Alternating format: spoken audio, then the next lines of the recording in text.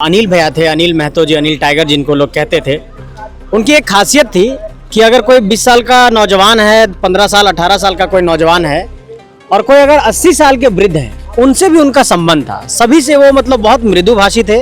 अनिल दा जे हमरे जे कांके क्षेत्र है उकर जिला परिषद रहे और जो उनकर जे छवि रहे नेता के तौर में वो घर घर से एकदम व्यक्तिगत जुड़ल रहे। ये जे हमरे अनिल दा के जो मृत्यु होलक उकर प्रति हम संवेदना व्यक्त करे थे और कहे के चाहिए कि ये एक आदमी कर मात्र मृत्यु नहीं लागे, ये पूरा गोटा झारखंड कर कहीं ना कहीं एक नेतृत्व करता रहे। उनकर मृत्यु हो गई कहीं ना कहीं कर जो भविष्य है, जो झारखंड का भविष्य है वो कहीं ना कहीं अंधकार की ओर जात है। अभी से 10 मिनट पहले की बात है, मैंने देखा office of the chief minister of Jharkhand का फेसबुक का ऑफिशियल पेज, उस पर क्रिकेट का अपडेट आया है। एक शोक संवेदना भी यही व्यक्त नहीं कर पा रहे हैं अपनी घटनाओं पर। इतने मतलब क्राइम का जो स्तर नीचे गिरा है। तो मेरा कहना यही है कि इस राज्य के अंदर जो हमारे राज्य के मुखिया हैं, हमारे जो पुलिस के मुखिया हैं, प्रशासनिक महकमे के जो मुखिया हैं, सब लोग सिर्फ करप्शन में व्यस्त हैं, सब लोग सिर्फ लूटने में व्यस्त हैं। पूर्व जिला परिषद और वर्तमान में महावीर मंडल के अध्यक्ष रहे अनिल महतो, जिनको अनिल टाइगर के नाम से लोग जानते थे, उनको कल दोपहर में खुलेआम इसी कांके चौक पर अपराधियों ने गोली मार दी। कल यहाँ भीड़ थी, इसको ब्लॉक किया गया था। उसके बाद अनाउंसमेंट हुआ कि रांची बंद किया जाएगा। संजय है हमारे साथ। संजय का परिचय व्यक्तिगत तौर पे अनिल महतो से बहुत था, क्योंकि संजय रांची में जब से पॉलिटिकल सोशल फील्ड में तो परिचय था। व्यक्तिगत तौर पे मेरा भी परिचय था।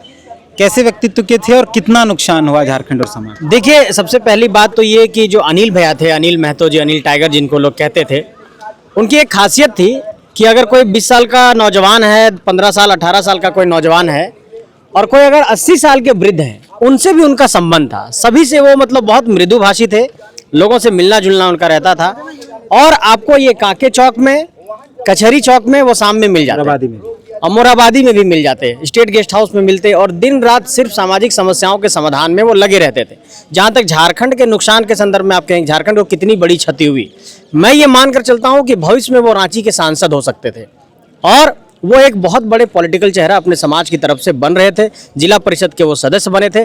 आने वाले वक्त में वो भाजपा के बड़े कद्दावर नेता बनते, प्रदेश कार्य समिति के वो सदस्य थे। और मुझे ये महसूस होता है व्यक्तिगत तौर पर कि उनके अंदर जो काबिलियत थी सामाजिक तौर पर लोगों को साथ लेकर के चलने की, कोई मामला अगर थाना तक पहुंचा तुरंत तो वो सामाजिक तौर पर उसका समाधान करते थे कि लड़ना झगड़ना नहीं है, कोर्ट कचहरी में नहीं जाना है, वो पहले उसका समाधान कर देते थे।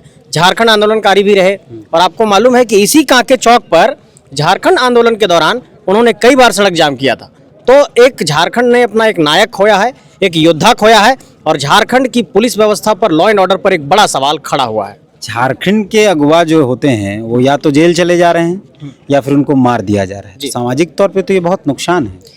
सुभाष मुंडा की दलादली में हत्या कर दी गई, अनिल टाइगर की कांके में हत्या कर दी गई, मंजीत यादव को हजारीबाग में गोली मार दिया गया, उदय साव को हजारीबाग में गोली मार दिया गया, बरियातू में गोली चली, एनटीपीसी के एजीएम को गोली मार दिया गया। मैं इस राज्य के डीजीपी से पूछना चाहता हूं कि क्या कोयला तस्करी और यहाँ बालू तस्करी के अलावा आपका और कोई काम बचा है कि नहीं? यहाँ के एसएसपी से पूछना चाहता हूँ, एसपी से पूछना चाहता हूँ, पुलिस से पूछना चाहता हूँ कि क्या सिर्फ कोयला की तस्करी में ही आप लोग मशगूल रहेंगे या जान को बचाएंगे? आपको जानकर आश्चर्य होगा, लोकतंत्र 19 को यह बताना चाहता हूं कि 2024 में पूरे देश में सबसे अधिक मर्डर झारखंड के अंदर हुआ और यह नेशनल क्राइम रिकॉर्ड ब्यूरो का एक डेटा है। और उसके बाद जैसे ही 2025 आया, फिर से धड़ाधड़ गोलियां चलने लगी। इतनी खराब कानून व्यवस्था मैंने तो कभी नहीं देखा। ये पूरे देश के अंदर सबसे ज्यादा अगर कानून व्यवस्था कहीं खराब हुआ है तो वो झारखंड के अंदर हुआ है। यहाँ के डीजीपी को, यहाँ के पुलिस को, यहाँ के प्रशासनिक महकमों को तुरंत हाई लेवल मीटिंग बुलानी चाहिए और इस पर तुरंत कार्रवाई करनी चाहिए कि आखिर ऐसी घटनाएं क्यों रही है। ये कितनी शर्मिंदगी की बात है कि आप क्रिकेट का अपडेट देते हैं, क्रिकेट खेल रहे हैं और एक घटना हुई है। राज्य के मंत्री, विधायक, तमाम लोग 81 में लोग क्रिकेट खेले थे। अभी से 10 मिनट पहले की बात है, मैंने देखा office of the chief minister of Jharkhand का फेसबुक का ऑफिशियल पेज, उस पर क्रिकेट का अपडेट आया है। एक शोक संवेदना भी यही व्यक्त नहीं कर पा रहे हैं अपनी घटनाओं पर। इतने मतलब क्राइम का जो स्तर नीचे गिरा है। तो मेरा कहना यही है कि इस राज्य के अंदर जो हमारे राज्य के मुखिया हैं, हमारे जो पुलिस के मुखिया हैं, प्रशासनिक महकमे के जो मुखिया हैं, सब लोग सिर्फ करप्शन में व्यस्त हैं, सब लोग सिर्फ लूटने में व्यस्त हैं। कोयला की तस्करी चरम पर है, बालू की तस्करी चरम पर है और इस राज्य के अंदर सिर्फ अवैध उगाही का एक जरिया प्रशासनिक महकमा बनकर रह गया है। संजय है हमारे साथ। ये भी संजय है।